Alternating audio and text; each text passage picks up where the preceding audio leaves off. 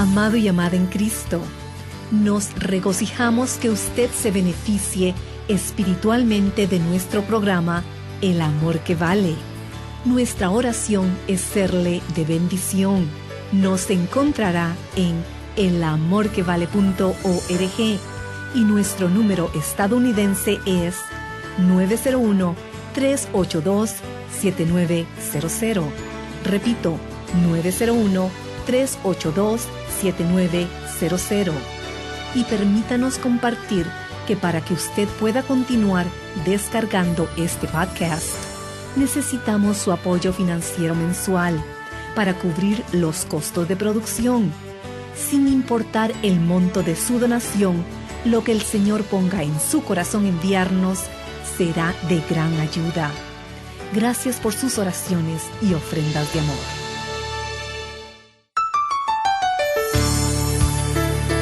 Una mujer, antes de irse a dormir, puso su despertador para las 6 a.m. Pero cuando sonó, ella no podía creer que eran las 6 de la mañana. Y aunque vio otros relojes que señalaban las 6 de la mañana, y el sol ya había salido, decidió dormir unos minutos más. Por supuesto, cuando se levantó, se le hizo tarde para todo. ¿Alguna vez le ha sucedido eso a usted? Amiga, amigo, si su reloj despertador y el sol de la mañana y todo lo demás le dice que ya son las 6 de la mañana, deje de lado sus ganas de seguir durmiendo. Considere los hechos reales: el sol, el reloj despertador, el canto de los gallos en el campo, los sonidos o ruidos propios de la ciudad, y levántese y comience puntualmente su día. Así es, porque independientemente de cómo usted se sienta, serán las 6 de la mañana. Sean bienvenidos a El Amor que Vale, Ministerio de Enseñanza Bíblica Radial del Dr. Adrian Rogers, quien en la voz del pastor Lenín de Llanón nos entrega la segunda parte de su mensaje, la victoria abundante por medio de la gracia admirable. Para continuar con nuestro estudio bíblico, permítame repetir la última parte del mensaje anterior. En las iglesias cristianas hay dos ordenanzas: la Cena del Señor, en algunas iglesias se le llama la Santa Cena, y el bautismo. La Cena del Señor representa la muerte de Cristo por el creyente. El bautismo representa nuestra muerte con Él, y ambas ordenanzas son maravillosos símbolos. Entonces quiero que note, hay un hecho que hay que creer, algo que debe saber. Pablo en Romanos 6:6 dice que debemos saber lo que Él está compartiendo. Dice, cuando Jesús murió, ustedes murieron.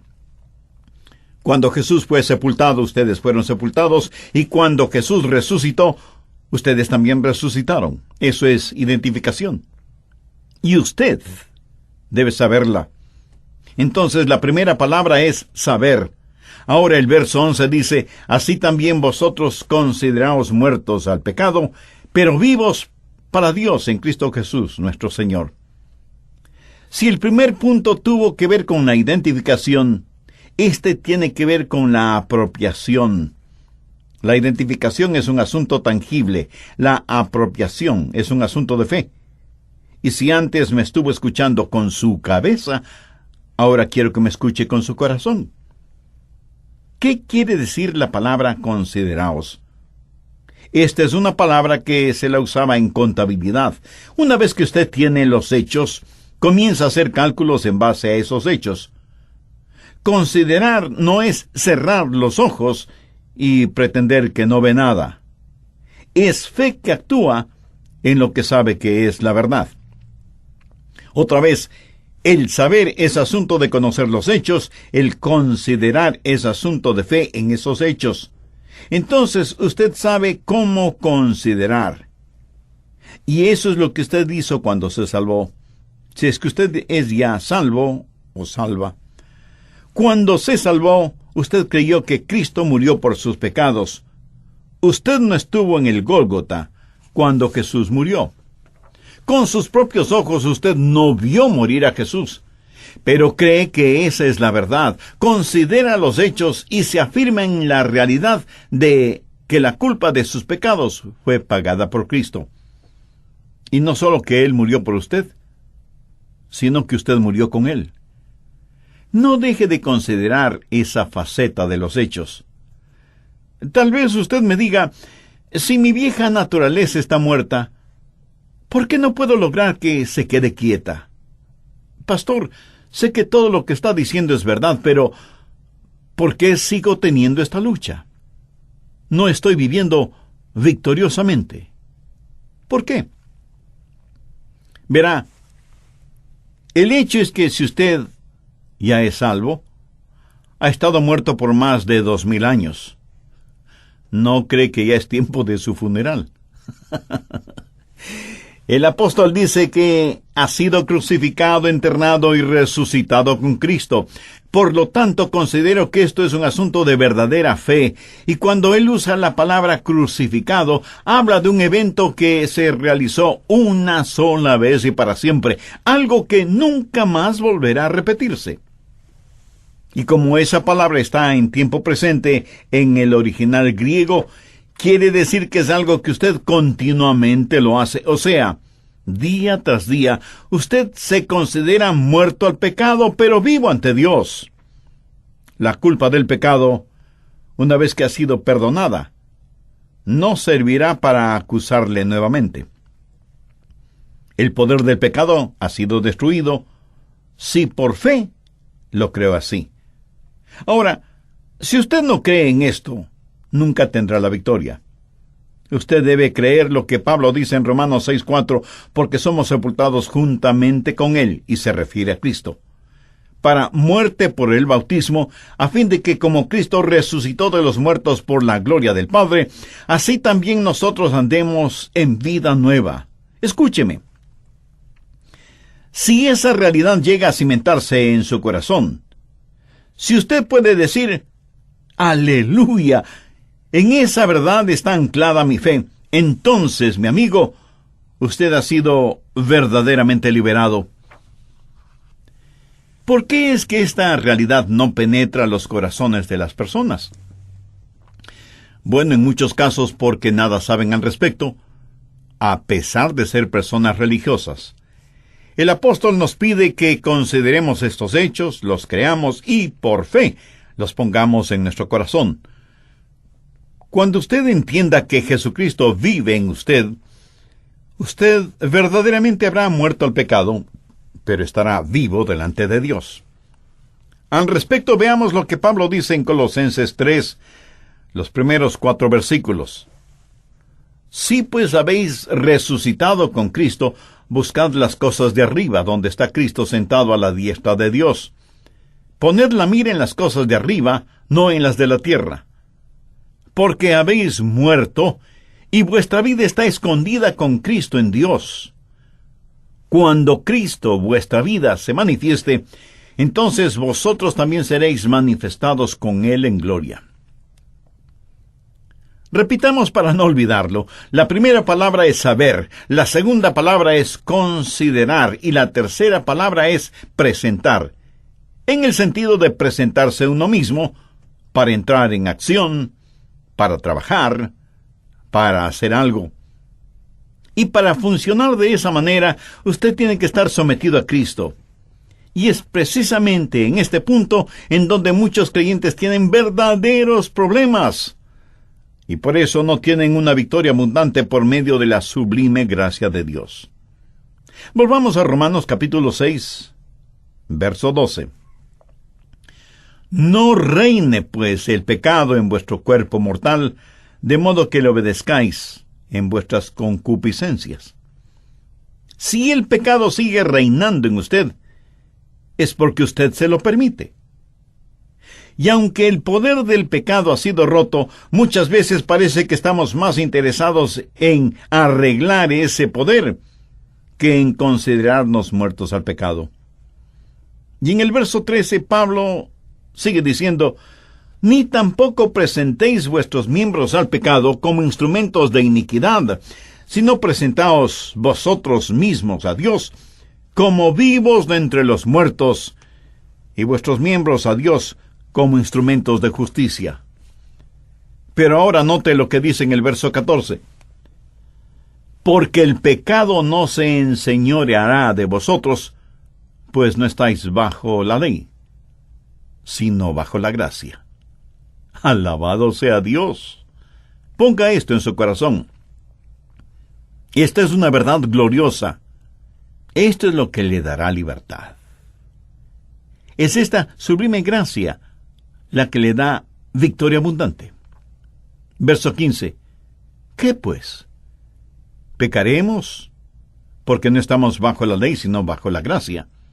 En ninguna manera. Con esto el apóstol Pablo hace énfasis en lo que ya dijo en el verso 14, porque el pecado no se enseñoreará de vosotros, pues no estáis bajo la ley, sino bajo la gracia. Cuando usted confía en Jesucristo, se le atribuye, se le da, se le asigna la justicia de Cristo.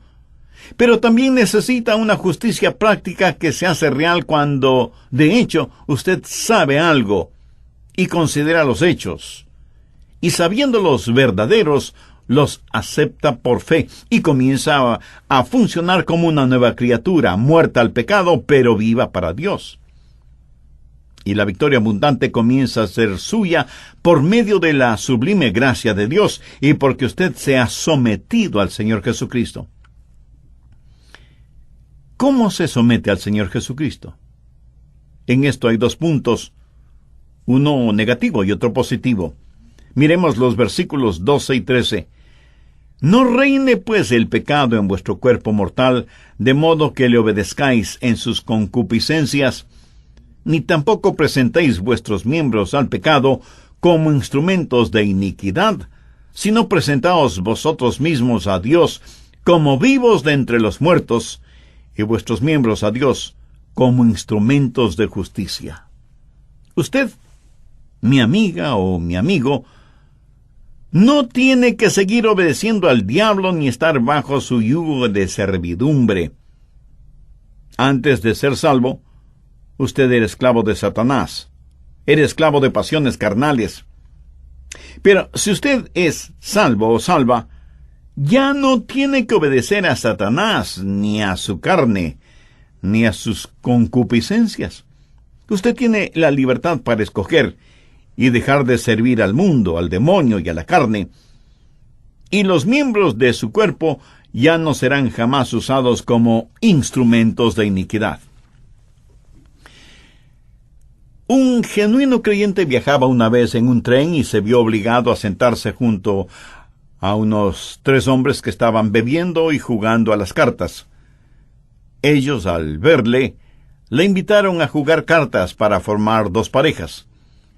Él muy cortésmente declinó la invitación y ellos, usando un vocabulario mundano, le preguntaron por qué no quería jugar. Y el creyente respondió: porque no tengo manos.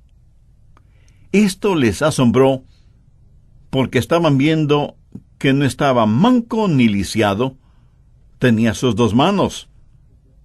Y le dijeron: pero sí tienes manos. Y él con una sonrisa respondió: oh sí, tengo manos. Pero la verdad es que estas manos no son mías. Más asombro todavía en el rostro de esos hombres. ¿Cómo que no son tuyas? ¿Qué estupidez estás diciendo? Y él les contestó: señores, aunque estas manos son parte de mi cuerpo, en realidad le pertenecen al Señor Jesús, porque no vivo ya yo, sino que Cristo vive en mí. Por lo tanto, no voy a utilizar ningún miembro de mi cuerpo como instrumento de iniquidad, sino como instrumento de justicia. Esos hombres, a pesar de ser mundanos, sintieron respeto por la firmeza de convicción de ese creyente, pero dándose cuenta de lo que él les estaría hablando durante todo el viaje, tomando sus cartas y sus bebidas, fueron a buscar asiento en otro lugar. Si ese hombre no hubiera sido salvo, hubiera aceptado inmediatamente la invitación de ellos para beber y jugar. Pero como ya había muerto al pecado y estaba vivo para Dios en Jesucristo, pudo experimentar esa abundante victoria por medio de la sublime gracia de Dios. En nuestra vida debe haber un quitar del trono al pecado y poner en el trono a Jesús. No presentéis vuestros miembros al pecado como instrumentos de iniquidad, sino presentaos vosotros mismos a Dios como vivos de entre los muertos, y vuestros miembros a Dios como instrumentos de justicia. Ahora ponga mucha atención a lo siguiente. En este asunto de victoria, nada tiene que ver nuestras habilidades. No es su responsabilidad. Pero sí es un asunto de cómo usted responde a la habilidad de Dios. Su responsabilidad entonces es cómo responde a la habilidad de Él. Permítame repetir eso porque es muy importante. Su responsabilidad es cómo responde a la habilidad de Dios. Usted no puede hacer nada sin Dios. Y Dios no quiere hacerlo sin usted. Usted no solo debe escoger, sino que debe someterse, ceder, rendirse frente al Señor Jesucristo y hacerlo con profunda fe y convicción. Para resumir, voy a compartir con usted algo que en forma absoluta está en mi corazón. Esta es una de las más grandes verdades que conozco. Ponga atención. Cuando llegue la tentación, usted cederá. ¿Me escuchó? Usted cederá. El asunto es, ¿ante quién cederá? ¿Cederá ante Cristo o cederá ante Satanás? Esa es en realidad la gran pregunta. ¿Ante quién va a ceder usted? Así que deje de luchar contra la tentación. ¿Por qué pelear una batalla que ya está perdida cuando puede estar gozando de la victoria ya ganada? Ceda, someta, entregue su vida al Señor Jesucristo. Romanos 6, versos 1 y 2. ¿Qué pues diremos? ¿Perseveraremos en el pecado para que la gracia abunde? En ninguna manera. Porque los que hemos muerto al pecado, ¿cómo viviremos aún en él? Ahora vayamos hasta el verso 14. Porque el pecado no se enseñoreará de vosotros, pues no estáis bajo la ley, sino bajo la gracia. Cuando Abraham Lincoln fue presidente de los Estados Unidos, firmó la proclama de emancipación, y la vergüenza y el oprobio que significaba la esclavitud en Norteamérica comenzó a ser combatida. Pero aún en nuestros días podemos ver las huellas, las cicatrices de esa época de esclavitud. Pero, ¿sabe qué fue lo más triste? Cuando Abraham Lincoln firmó esa proclama de emancipación, potencialmente cada esclavo fue liberado. Pero en realidad ningún esclavo fue liberado. ¿Sabe por qué? Muchos de ellos nunca supieron de esa proclama de emancipación. Pero aún más triste es que muchos lo supieron, pero no lo podían creer y al no creerlo, no aceptaron esa libertad. Habían sido esclavos por tanto tiempo que no podían creer que por fin alguien les hubiera otorgado la libertad. Así que a pesar de que sabían que esa emancipación estaba allí, no supieron cómo hacerla realidad. Y muchos de ellos siguieron viviendo como esclavos, porque ellos habían sido esclavos toda la vida, y tenían verdadero miedo de sus amos, y seguían obedeciendo a sus crueles amos, a pesar de que ya no tenían que hacerlo. ¿Puede ver la analogía?